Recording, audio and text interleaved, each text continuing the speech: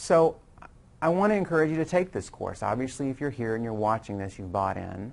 And I hope that you actually look at some of the other courses that are available that cover other advanced topics as well.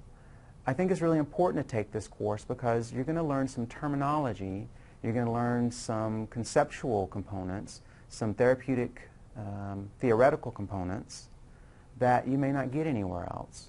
These are things that are really important in working with gay men. I think it's important to think about the ethical reasons you might take this course. You're really supposed to have a good self-awareness and a good knowledge of the culture you're working with. I would even say that the gay male culture in itself is so unique that you really have to have specialized knowledge in working with this population. So some of the important material that we're going to cover tonight are important terms. I'll briefly go over in our introduction some historical components that have impacted gay men, such as shifts in collective gender expression over the years, over the last century. And I will look at models of identity development, some general ideas that we have as far as applying and understanding how gay men develop and self-identify as gay. So, you know, part of the reasons that you should know this is really a measure of professional competence. You know, we want to provide services within the scope of our training. So taking these courses help expand that scope. It's ethical. It's a good ethical practice, really, to make sure that you have the knowledge base that you need to work with gay men.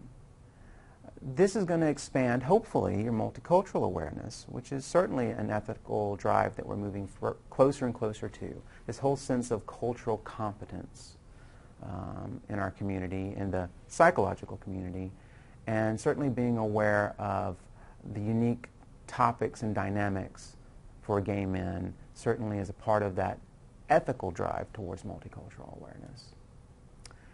How do you do good therapeutic planning if you don't understand who you're working with?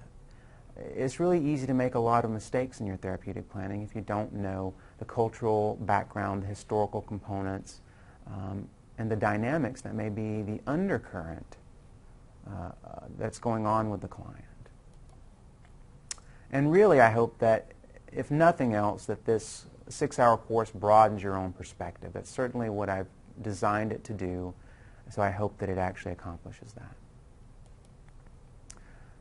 In the end, I hope that that's going to give you a bigger picture of not just therapeutic work, specifically working with gay men, but also to broaden the bigger picture for you in working as a culturally competent clinician.